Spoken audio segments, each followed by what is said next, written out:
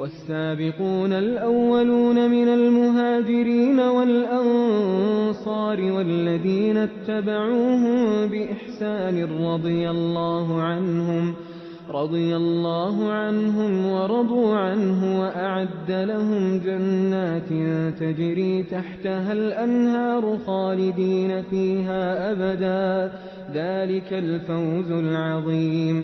وممن حولكم من الأعراب منافقون ومن أهل المدينة مردوا على النفاق لا تعلمهم نحن نعلمهم سنعذبهم مرتين ثم يردون إلى عذاب عظيم.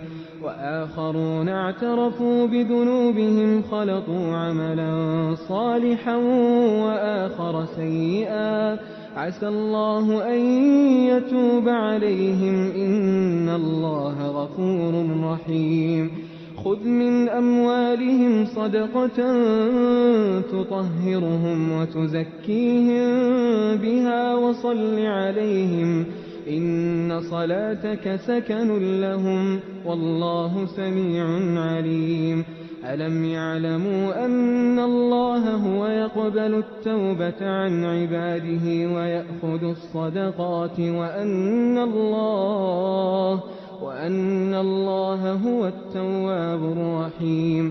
وقل اعملوا فسيرى الله عملكم ورسوله والمؤمنون وستردون إلى عالم الغيب والشهادة فينبئكم بما كنتم تعملون. وآخرون مرجون لأمر الله إما يعذبهم وإما يتوب عليهم والله عليم حكيم. والذين اتخذوا مسجدا ضرارا وكفرا وتفريقا بين المؤمنين وإرصادا لمن حارب الله ورسوله من قبل وليحلفن إن أردنا إلا الحسنى والله يشهد إنهم لكاذبون.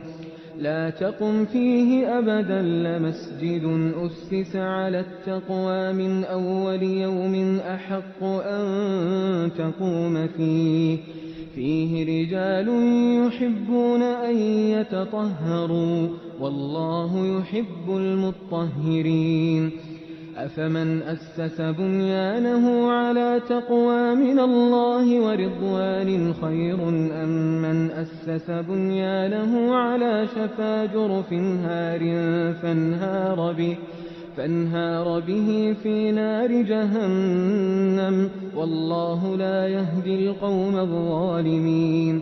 لا يزال بنيانهم الذي بنوا ريبة في قلوبهم إلا أن تقطع قلوبهم والله عليم حكيم.